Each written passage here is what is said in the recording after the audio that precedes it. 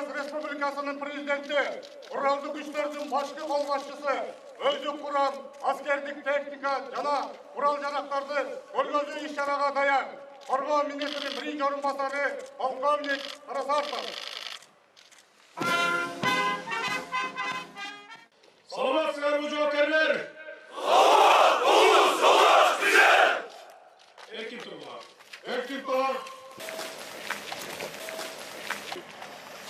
Сіздердің назарыңыздарга 2022 жылы Коргоо министрлиги тарабынан мамлекеттин бюджеттин эсебинен сатып алынган унаалар жана кетиктерди көргөзмөкчүбүз.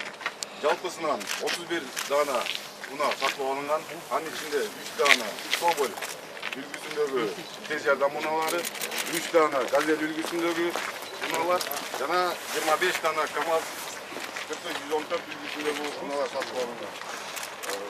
Техникалык мүнөздөмө менен токтоло кетсек, тез жардам унаасынын ичи медициналык жабдыктар менен камсыздалган.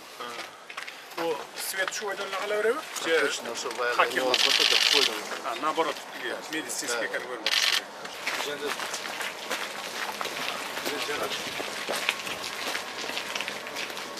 Ал эми бул жерде болсо жогоруда айтылгандай, унаа тетиктери КамАЗ үлгүсүнө алынган.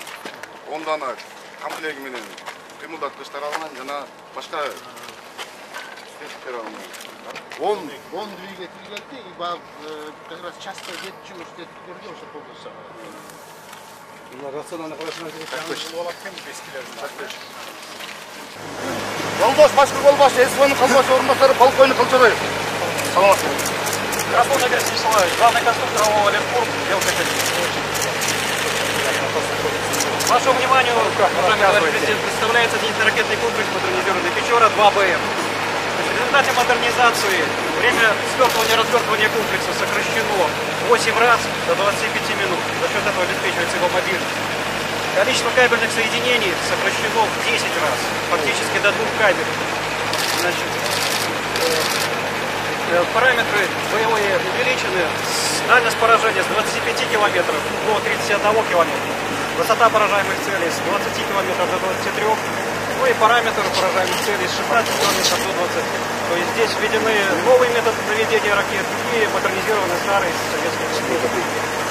Значит, комплекс состоит из кабины управления, совершенно новое изделие. С какого года начали модернизировать?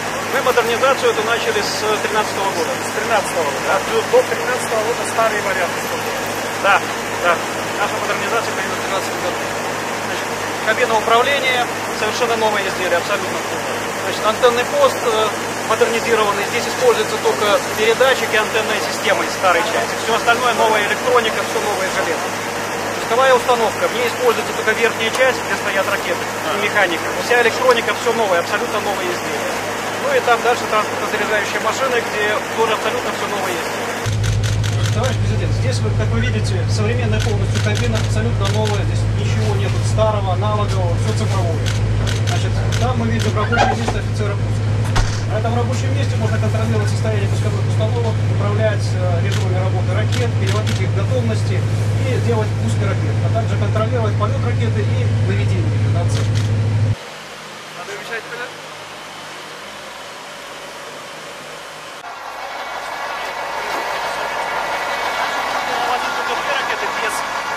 Контейнеров.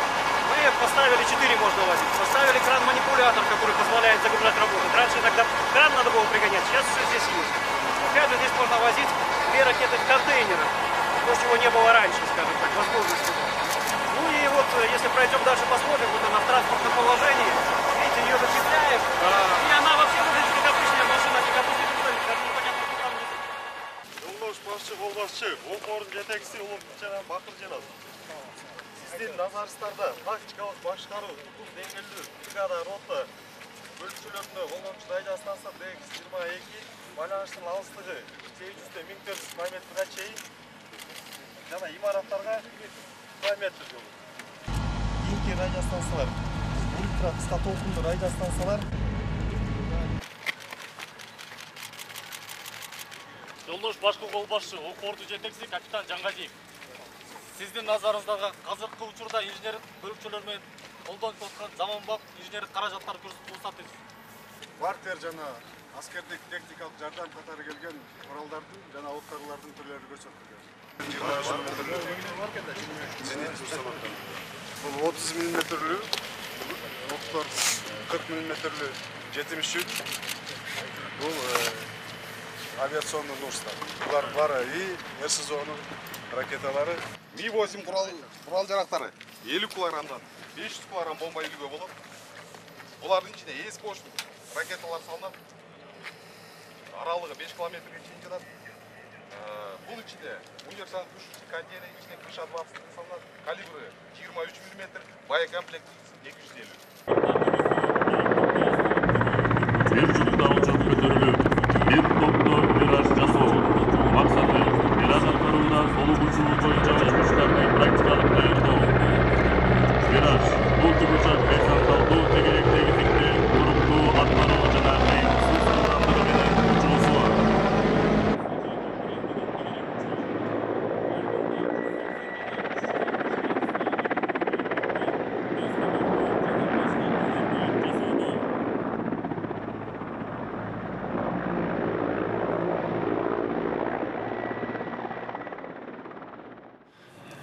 Саламатсыңарбы жолдош жоокерлер, сержанттар жана прапорщиктер, урматтуу офицерлер жана генералдар. Бүгүнкү күндө биз эл аралык кырдаал ыкчам өзгөрүп жаткан мезгилде жашап жатабыз. Дүйнөнүн ар кайсы аймактарында болуп жаткан куралдуу чыр-чатактар, акылга сыйбаган масштабтар жана кесепеттер менен мүнөздөлүп жатканына жалпыбыз күбө болуудабыз. Буга кошумча маалыматтык согуш жана үгүт иштери менен катар куралдуу күрөш жүргүзүүнүн аскердик ыкмаларынан сырткары башка ыкмаларда басымдуулук кылып жатканы байкалууда. Ошондуктан азыркы түзүлгөн кырдаал мекенибиздин улуттук коопсуздугун камсыз кылуу чөйрөсүндөгү мамлекеттик саясатты мындан ары күчтөндүрүүнү талап кылууда. Меймандостугу менен кыйла өлкөлөргө таанымал Кыргызстаныбыз аскердик саясатын коргонуу жөндөмдүүлүгүн арттыруу принциптеринин негизинде гана түзүп жатканын белгилеп кетейин. Андыктан улуттук коопсуздукту камсыз кылуу үчүн куралдуу күчтөрдү чыңдоо эң башкы милдетибиз. Биз бул багытта иштерибизди тартипке келтирип, 2021 жылы Кыргыз Республикасынын улуттук коопсуздугунун жаңы концепциясын бекиткенбиз. Анын негизги максаты улуттук коопсуздугубузга коркунуч келтирген көрүнүштөрдү алдын алуу, өлкөнүн коргонуу жөндөмдүүлүгүн бекемдөөгө багытталган күч аракеттерди топтоштуруу жана ишмердүүлүктүн натыйжалуулугун арттыруу болуп саналат. Куралдуу күчтөрдүн ишмердигин ар тараптан өнүктүрүү, айрыкча анын аскердик мүмкүнчүлүгүн жогорулатуу боюнча чечимдер кабыл алынган. 2021 жылдан тартып аскер бөлүктөрүнө жаңы курал жарактарды жана аскердик бүгүнкү күндүн талабына ылайык заманбап техникаларды сатып ала баштаганбыз. Мындан сырткары, өткөн жылы аскер кызматчыларынын айлык маяналарын жогорулатууга жетиштик. Армиябыз бардык керектүү жабдуулар менен жабдылууда.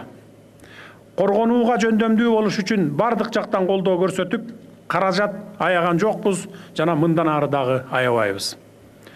Өлкөбүздүн коопсуздугун камсыздоо жана куралдуу күчтөрдүн күжүрмөн даярдыгын жакшыртуу максатында мамлекеттик бюджеттен аскердик техниканы оңдоого жана модернизациялоого акча каражаттары бөлүнүп жатат. Аткарылып жаткан иш-чаралардын алкагында куралдуу күчтөрдүн абадан кол салуудан коргонуу күчтөрүнө миллиарддан ашык каражат бөлүнгөн. Ал каражаттарга Ми-17 тигучактары сатылып алынды. Ми-8 тигучактары оңдолду жана керектүү тетиктери алынып жатат. Андан тышкары өткөн жылдын 4-чү кварталында Белтехэкспорт жабык акционердик коому менен С-125 зениттик ракеталык комплексин, С-125 Печора 2 БМ зениттик ракеталык комплексинин деңгээлине чыгарып, модернизациялоо боюнча акча каражаттары бөлүнүп берилип, Белтехэкспортко которулуп келишим түзүлгөн.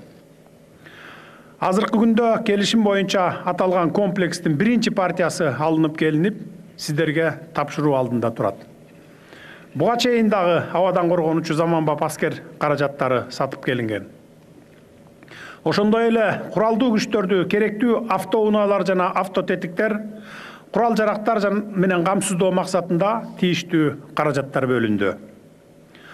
Жолдош куралдуу күчтөрдүн аскер кызматчылары, азыркы учур өлкөнүн саясий экономикалык, коомдук жана аскердик турмушундагы маанилүү ийгиликтердин жана өзгөрүүлөрдүн мезгили.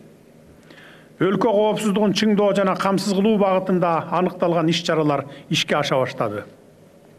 Бул жагдай жаңы өзгөрүүлөрдүн зарылдыгын шарттап, жаңы милдеттерди коюп, армия менен биргеликте духу бийик, ынтымактуу, коопсуз коомду түзө турган тарыхый мүмкүнчүлүк жаратты. Куралдуу күчтөрдү чыңдоо, аскерлерибиздин ар тараптуу камсыздоо, күжүрмөн даярдыкты толук кандуу каржылоо үчүн зарыл болгон каражатты бөлүп келгенбиз жана мындан ары дагы каржылоону уланта бермекчибиз. Кыргыз өкмөтү тарабынан куралдуу күчтөрдү чыңдоо максатында көрүлүп жаткан иш-чаралар аскер кызматчыларыбыздын моралдык, психологиялык абалын бекемдеп, демине дем кошуп, өлкөбүздүн бекемдигин жана бүтүндүгүн камсыз кылууга чоң өбөлгө түзөт деп мен терең ишенем. Урматтуу аскер кызматчылары, ишиңиздер ийгиликтүү болсун, мекен тынчтык үчүн өтөп жаткан кызматыңардын акыбети кайтсын, Кыргызстаныбызда тынчтык болуп, өсүп, өнүгө берели.